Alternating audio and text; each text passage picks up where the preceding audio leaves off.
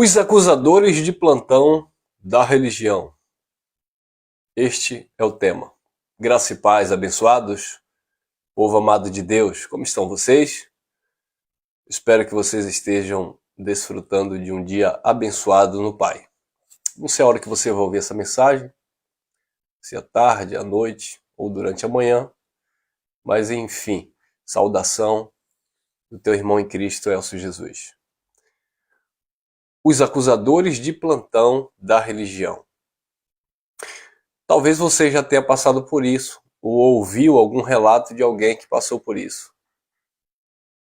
Pessoas que foram vítimas de acusação, de calúnia, difamação, dentro do âmbito religioso.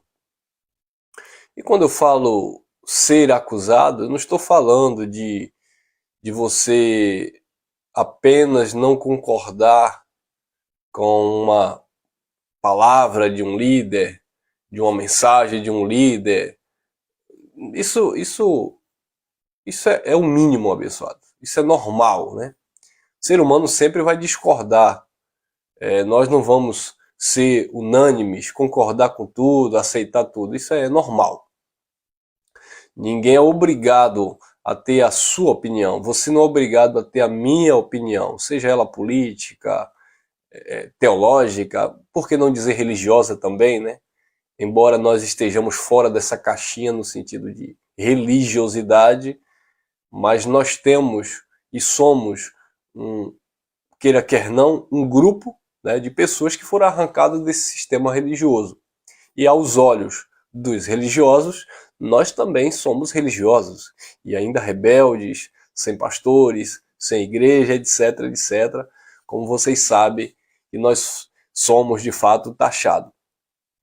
Mas os acusadores de plantão na religião, que eu estou me referindo, principalmente quando acontece uma fatalidade, quando acontece algo, caso de morte, e as pessoas fazem parte ali daquela igreja, e o líder religioso ele já vinha observando ali os sinais de que aquela pessoa já não estava concordando, né, com a direção, direcionamento daquela autoridade.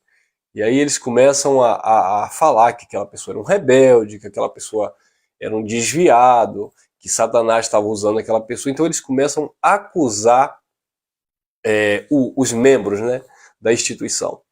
Eu tenho visto alguns vídeos aí de um certo bispo famoso, ele dizendo que quem sai da instituição dele é lixo, né? E que Deus estaria tirando esse lixo da sua instituição religiosa. Por quê? Porque segundo o conceito dele, quem permanece lá são os santos, são os de fé, são os que sacrificam de fato, né? Sacrificam, né? Então quem sai de lá, quem não concorda com eles, ou com a direção deles, eles estão chamando essas pessoas de lixo. Não só foi um, mas já é o segundo que eu vejo, de uma outra ramificação também, dizendo que Deus estava tirando esses lixos da igreja, esses lixos que não estavam dizimando mais, que não estavam se consagrando, que não estava andando dentro do padrão daquela instituição, se vestindo adequadamente do jeito que eles exigem, etc, etc. Então, abençoados, isso é muito triste, porque olha o valor que você tem para a religião. Você só vale para a religião enquanto você está concordando com as diretrizes, com os mandamentos, com aquilo que eles estabelecem como doutrina de Deus. No dia que você pensar diferente, no dia que você disser, pastor, mas isso aqui e tal, aí você já é um desviado, você já é um rebelde. Eu fiz parte de instituição religiosa que já tem mais ou menos, se eu não me engano, 7 anos, mais de 8 anos atrás por aí, que eu presenciei pessoas dentro da congregação que eu fazia parte. Chegou o dia da pessoa e partiu no Senhor. Foi o dia que o Senhor tirou da terra.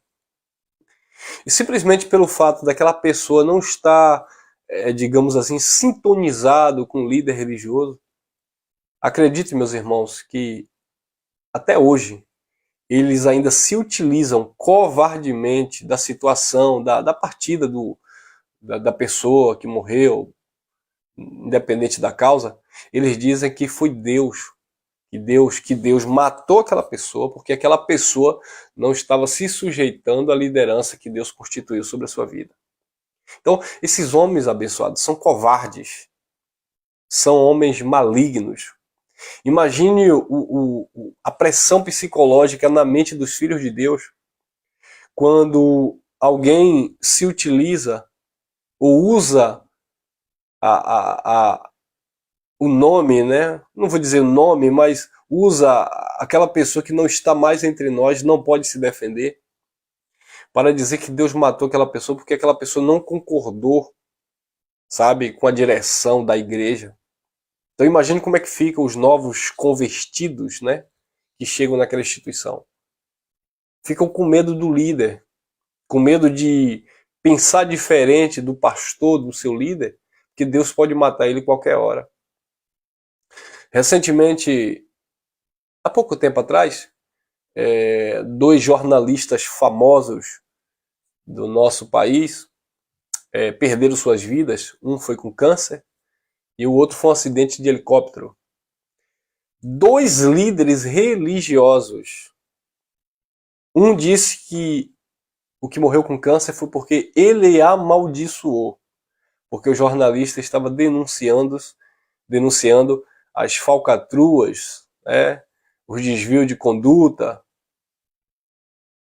tudo aquilo que eles estavam fazendo fora dos bastidores, aliás, nos bastidores da igreja. E o outro simplesmente porque chamou um outro líder de ladrão, de enganador, de abusar da fé alheia. Essa pessoa sofreu um acidente de avião, de helicóptero. E o povo começou a disseminar, e dessa vez eu não vi o líder falando que foi porque Deus matou, tal e tal. Mas ele, sabe, deu aquele ar de superioridade e tipo assim, eu te avisei, para não se levantar contra o ungido do Senhor. Mas eu não vou dizer que ele falou isso porque eu não vi. Eu falo aquilo que eu vi a pessoa falando, aquilo que a pessoa, sabe, verbalizou. Aí eu digo, não, você falou porque eu estava, eu ouvi, eu assisti. Mas aquilo que eu não vi a pessoa falar, não vou dizer que a pessoa falou. Então esse líder eu não ouvi falando. Mas as pessoas que acompanham esse líder religioso começaram a disseminar. Olha aí, ó, aquele homem morreu porque se levantou contra Deus.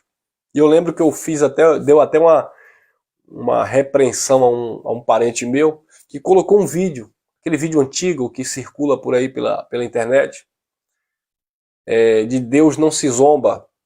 E aí colocaram aquelas coisas que aconteceram dentro aí da história, né? Titanic, naufrágio do Titanic, porque disse que o homem disse que nem Deus o afundaria. E aí começaram a trazer à tona alguns músicos, cantores, artistas que falaram contra um líder religioso, etc. E eles começaram a linkar uma coisa com a outra, dizendo aí, ó, Deus matou porque falou do líder religioso. Deus matou porque falou do anjo da igreja. Queridos, deixa eu falar uma coisa para vocês.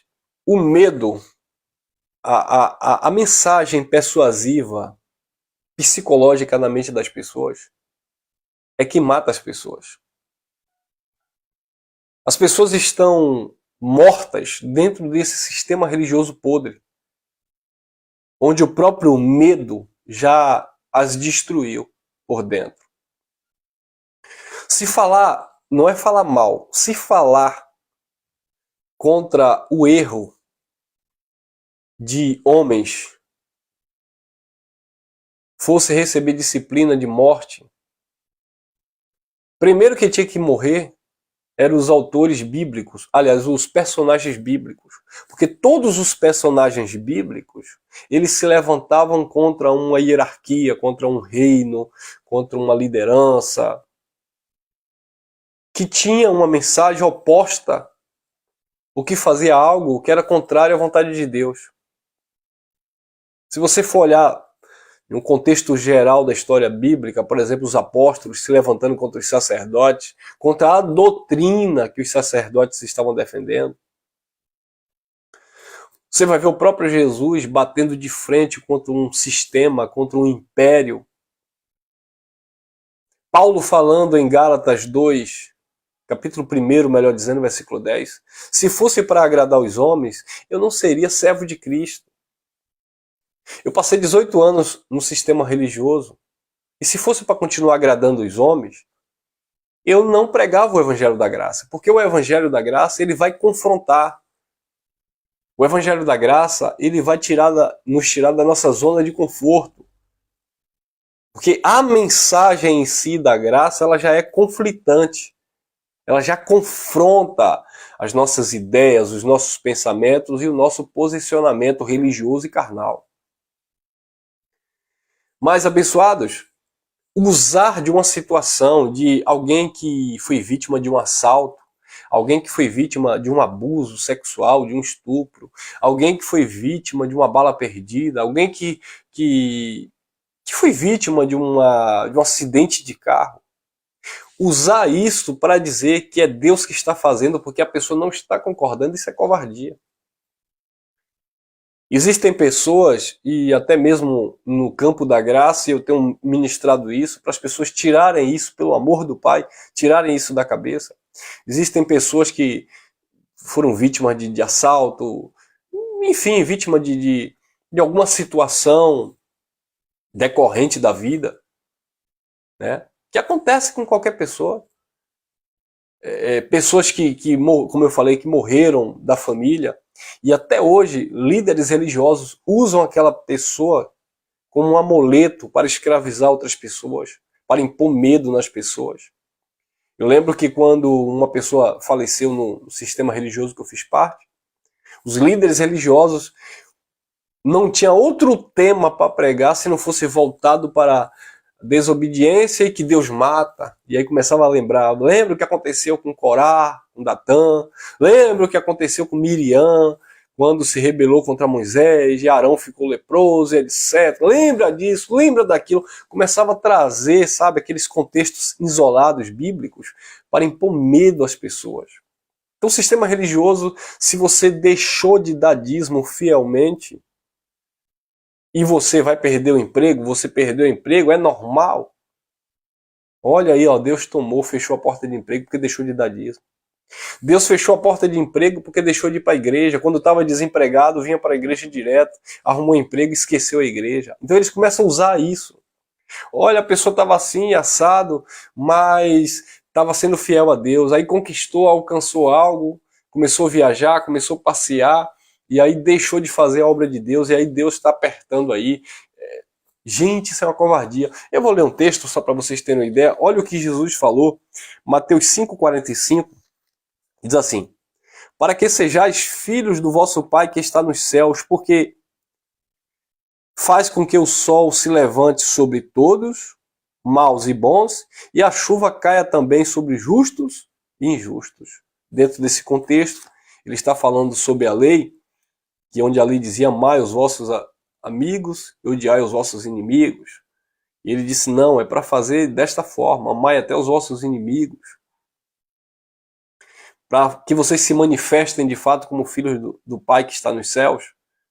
Vocês precisam entender que ele fez o sol nascer sobre todos e a chuva também cai sobre todos, justos e injustos. Então, queridos, o que eu quero dizer com isso é o seguinte: desemprego, doenças, acidentes, dificuldades, dia mal, essas coisas são coisas concernentes à vida.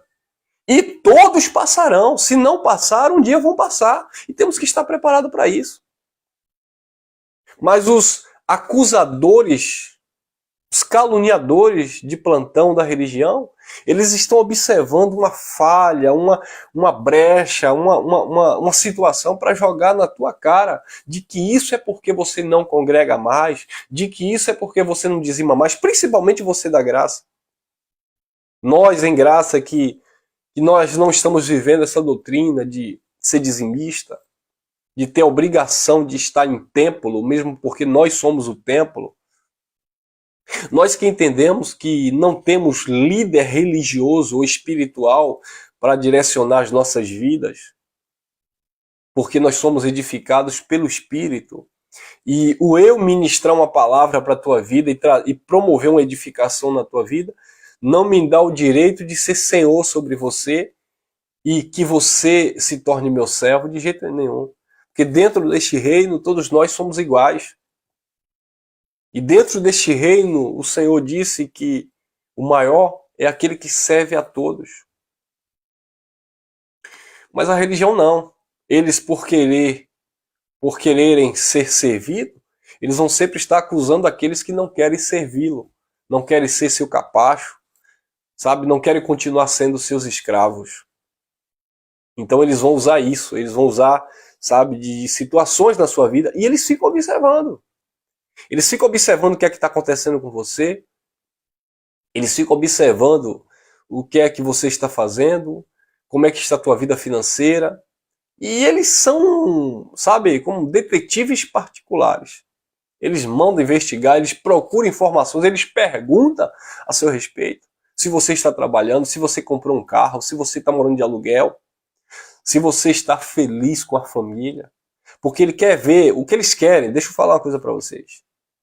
Os líderes religiosos, não vou generalizar, tá bom, pessoal? Não gosto disso, não estou generalizando. Mas a maioria dos líderes religiosos que você saiu do sistema deles, o que eles querem é ver você desempregado, seu casamento fracassado, você doente, para eles terem o prazer de falar e você, de alguma forma, ficar sabendo que eles estão falando de você, que você está assim porque você saiu da igreja deles, que você desobedeceu à autoridade deles.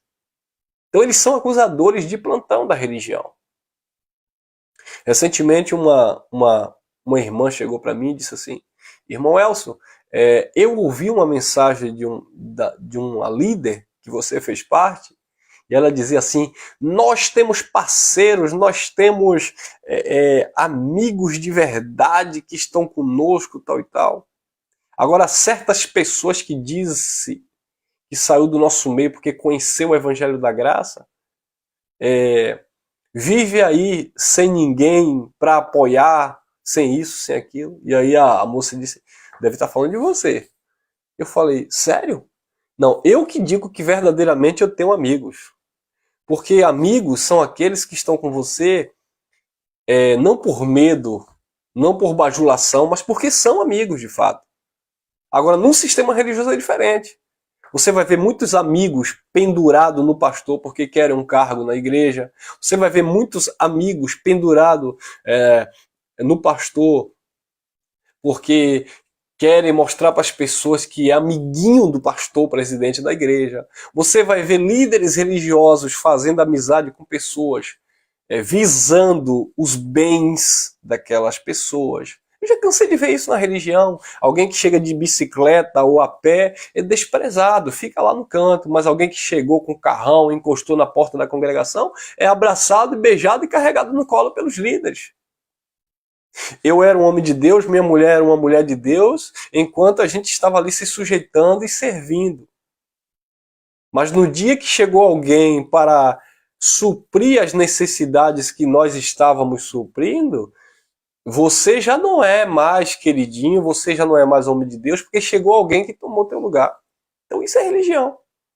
E se você não concordar e sair daquele sistema, aí que piorou tudo. Aí que você é um desviado, desigrejado, filho do capeta, que você não presta para nada. Mas, queridos, o valor que você tem não é medido pela religião. Não é porque você concorda e você discorda do líder religioso. Não é porque você concorda comigo. Você é quem você é pela graça de Deus. Não é porque você tem amizade comigo, tem amizade com o líder religioso. Você é importante para Deus. E isto é o que nos faz crescer e entender que não é porque alguma coisa na minha vida não deu certo que eu vou achar que Deus está apertando os parafusos, como diz o sistema, porque eu não estou me sujeitando a um líder religioso. Entendeu, abençoado? Isso em graça não existe. Você está passando por uma situação difícil porque você deixou de um exemplo, de congregar, você deixou de se sujeitar a Deus. É claro, abençoado, que a palavra da graça é uma palavra que nos ensina, que nos orienta. E naturalmente, se você deixa de aprender, de viver aquilo que a graça de Deus proporciona, naturalmente você vai ter consequências na sua vida, né? Você vai viver momentos difíceis, ou você poderia se safar, por assim dizer, de alguma situação, mas você, por vacilar, por não ter, sabe, prestado atenção naquilo que o Evangelho diz a teu respeito, você ignorou aquilo, então você passou por uma situação difícil que não deveria ter passado. Mas isso não é sinônimo de Deus estar com raiva de você, que Deus vai tirar a sua vida e... Não, abençoados. O amor a Deus, se sujeitar a Deus, não é com medo de Deus tirar o teu emprego, tirar a tua saúde, tirar isso, não. É porque Ele é digno de toda a honra e de toda a glória. Não é por medo de Deus fazer alguma coisa e você, sei lá, como o sistema diz, pegar uma doença, isso, aquilo. Eu já vi situações de líderes religiosos dizerem assim, olha, ele está passando por isso porque desobedeceu o mandamento da igreja, a instituição religiosa. Essa doença aí não é nada física, não. Já fez exames, essa doença é espiritual. Enquanto essas pessoas não voltarem para os pés do Senhor, essas pessoas não vão ser curadas. Eu já ouvi isso e talvez você já tenha ouvido também. Então, abençoados, é lamentável. Mas olha o que o texto diz e nós encerramos aqui com essa reflexão. Não dê ouvido aos acusadores da religião. Ninguém pode amaldiçoar quem Deus já abençoou. Nós somos abençoados com todas as sortes de bênçãos. Então, abençoados, precisamos entender que não é porque eu me sujeito a um líder religioso ou uma instituição religiosa que eu sou abençoado e eu estou guardado por Deus. Porque é isso que as pessoas pensam. Eu estou guardado financeiramente porque eu sou dizimista e ofertante fiel. Eu sou guardado espiritualmente porque eu tenho um pastor que ora e intercede por mim. As coisas estão dando certo na minha vida porque eu estou na posição que Deus quer. E quando alguma coisa não dá certo? E quando acontecer alguma situação, será que você vai ter maturidade para enfrentar? O apóstolo Paulo disse na carta aos Filipenses, no capítulo 4, versículo 11 em diante. Porque eu aprendi a contentar-me com o que eu tenho, sei ter fartura, sei padecer necessidade. Em todas as coisas eu estou instruído, capacitado por Senhor. No versículo 13 ele disse, eu posso todas as coisas naquele que me fortalece. Mas quando você lê os versículos anteriores, você vai ver Paulo falando de situações distintas, diferentes. Onde ele enfrentava dias maus. E nada daquilo corrompia o seu relacionamento com Deus. Então as pessoas precisam entender que vida com Deus, evangelho, não é dizer que tudo vai funcionar perfeitamente bem na sua vida, porque Jesus disse, o sol nasce para todos, a chuva também desce para todos. Eu gosto muito de mencionar aquela parábola dos dois homens que construiu a sua casa. Um homem fundou a sua casa sobre areia, veio o vendaval, as tempestades e destruiu aquela casa, e grande foi a ruína. O outro construiu sobre a rocha, mas não deixou de vir também os mesmos fenômenos da natureza. As tempestades, os vendavais da vida, as dificuldades. Aquela casa não caiu porque aquela casa foi construída por um homem prudente que alicerçou sobre a rocha. A graça de Deus é esta rocha onde a nossa vida espiritual está bem alicerçada. Não significa que não vai haver vendavais, temporais, circunstâncias difíceis. Agora significa que se você está bem estruturado, bem alicerçado, você não cai. Você permanece de pé. Agora aquele que constrói a sua casa, a sua vida espiritual sobre a areia, são aqueles que estão sujeitos a homens, estão ali à base do medo, à base da barganha, à base da troca. E aí quando vem essas dificuldades, eles caem, eles se desesperam, eles começam a se condenar, a se crucificar e dizendo onde foi que eu errei com Deus. Mas não é onde você errou com Deus. É onde você não acertou. É onde você não entendeu que quem está nele está perfeito, está abençoado, é um salvo e vive feliz independente das circunstâncias da vida. E quando eu digo de felicidade, eu não digo de uma felicidade expressa em um sorriso. Eu digo de algo interno que ninguém pode arrancar de você. Tá bom? Graça e paz, graça eterna, que você esteja desfrutando de um dia perfeito e que você entenda que a graça de Deus te basta, porque o poder dele se aperfeiçoa na nossa fraqueza. Fui, até o nosso próximo encontro.